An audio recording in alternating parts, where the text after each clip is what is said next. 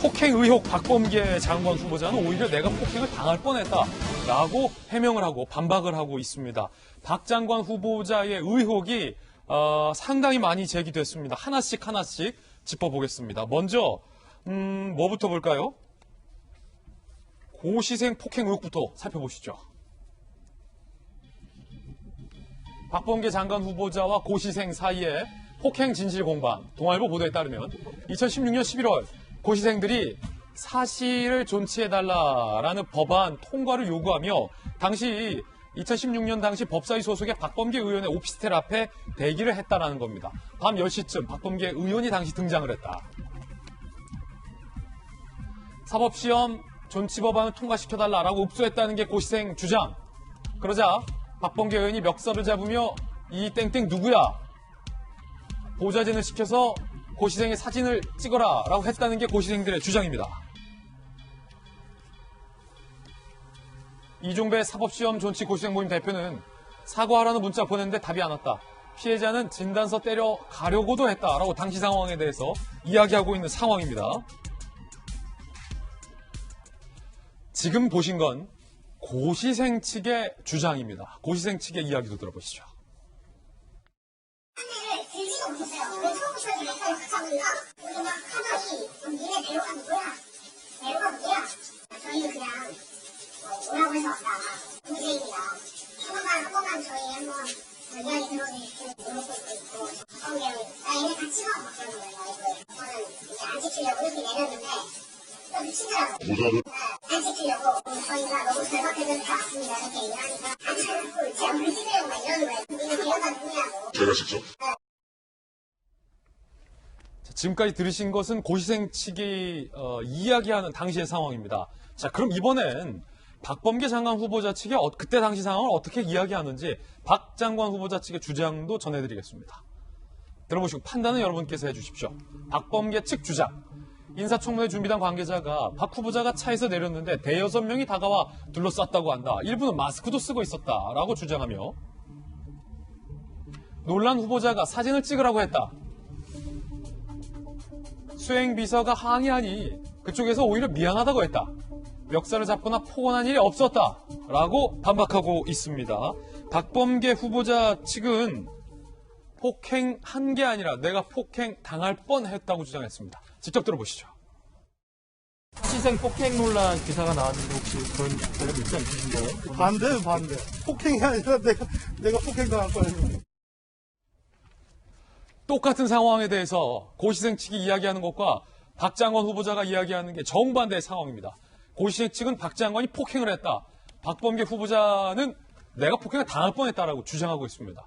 일단 진실게임 양상에 있어서 팩트부터 좀 체크해 보겠습니다. 저희 돌직구쇼에서 팩트를 담당하고 있는 팩트 폭격기 이재명 기자. 일단은 양측의 공통 분모부터 한번 짚어볼까요?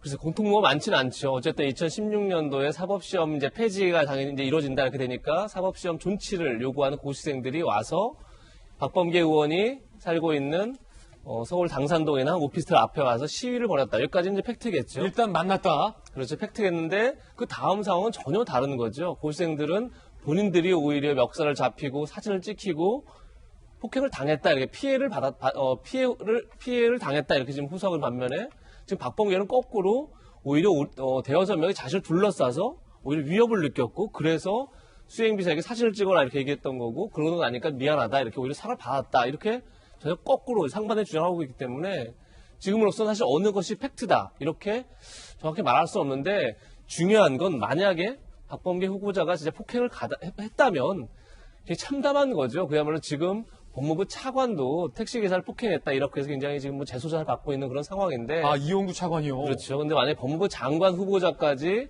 실제 폭행을 했다 그러면 참 법무부로서 법치주의를 실행하고 법치주의를 확립해야 할 법무부로서 참 면목이 없지 않을까 생각이 들고 그런 점에서 조만간 이제 박범계 후보자 인사청문회 열릴 텐데 가능하다면 비공개라도 만약에 폭행 피해를 받은 사람이 나온다고 한다면 전 청문회장에 비공개로 출석을 해서 증언을 하고 거기에 대해서 의원들이 정확하게 사실관계를 따져서 좀 이 문제를 명백하게 좀 정리할 필요가 있지 않나 저는 이런 생각이 듭니다. 양측이 첨예한 주장을 하고 있기 때문에 진실게임 양상이 치열한데 공통적인 건 두 가지. 일단 양측이 만났다는 것. 그날 밤. 그리고 박범계 후보자가 사진을 찍으려 했다는 것. 자, 요 두 가지는 양측 모두 다 인정하고 있습니다. 그 외의 디테일들이 정반대인데 일단 야당의 김연아 비대위원님 고시생 측의 어떤 육성 인터뷰도 저희가 조금 전 들어봤어요. 상당히 구체적이고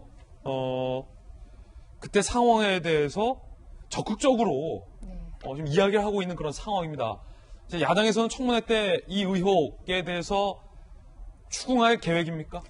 짚어봐야 되겠죠. 특히 법무부 장관에 관한 일입니다. 그러니까 아까 이재명 기자 말씀하신 것처럼 지금 차관도 폭행 혐의로 지금 여러 가지로 구설수에 올라 있고 또 박범계 의원이 작년에 국회에서 패스트트랙 과정에서 야당의 보좌진을 또 폭행했다는 혐의로 지금 기소되어 있는 상태입니다. 만약에 법무부 장관 후보자가 정말 이런 폭행에 익숙한 사람이라면 저는 그건 굉장히 큰 문제가 된다고 봅니다. 근데 저기 지금 이제 고시생 사실 그를 이제 계속 존치하자고 주장하는 저 국민의 이렇게 발언을 잠깐 들어보십시오. 피켓도 들지 못했다라고 합니다. 그러면 일반 국민이 민원인으로서 국회의원을 찾아왔을 때 피켓도 들지 못했다면 도대체 어떤 행동이 상대방 국회의원에게 위협적인 모습으로 보여졌을까? 오히려 사진을 찍으려고 달려드는 보좌관들의 행동이 일반 국민으로서는 더 위협스럽게 다가오지 않을까? 저는 그렇게 생각이 들고요. 아까 이제 박범계 후보자가 반대야 반대 이렇게 얘기를 하시는데 저는 그 얘기를 들으면서 불현듯 하나 몇 가지 사건이 떠올랐습니다. 어떤 거요? 판사 시절에 그 술을 먹고 경찰을 폭행한 사람에 대해서 오히려 영장을 기각하고 그 사람을 제압하지 못했다고 해서 이제 경찰을 직무유기라고 판단하신 경우가 있는데요. 박범계 의원이 이런 약간 역지사지의 생각이랄까, 뇌피셜이랄까, 아니면 약간 반전이 있는 이런 뇌피셜은 이 외에도 많이 드러나고 있는데요. 또 이제 오해를 살 만한 행동들을 많이 하시죠. 예.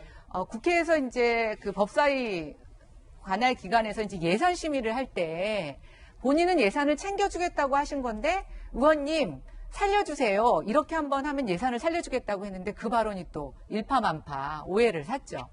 그래서 저는 박범계 후보자 저 발언 충분히 상대방에게 오해를 살 수 있는 여지를 남기고 있어서 이번 청문회에서 반드시 저 진실 규명해야 된다고 생각합니다. 예. 야당에서는 지금 김연아 비대위원의 말처럼 벼르고 있다라는 건데 정반대로 김영주 의원님 네. 만약에 박범계 장관 후보자 입장에서 고시생 폭행 의혹이 전혀 사실 무근이라면 상당히 지금 억울할 수 있는 그런 상황이잖아요. 어떻게 보십니까? 그렇습니다. 이제 어쨌든 누군가 카메라를 들고 있었다라고 하는 것은 그 상황에 대해서 서로 조심한다라는 취지일 수도 있거든요.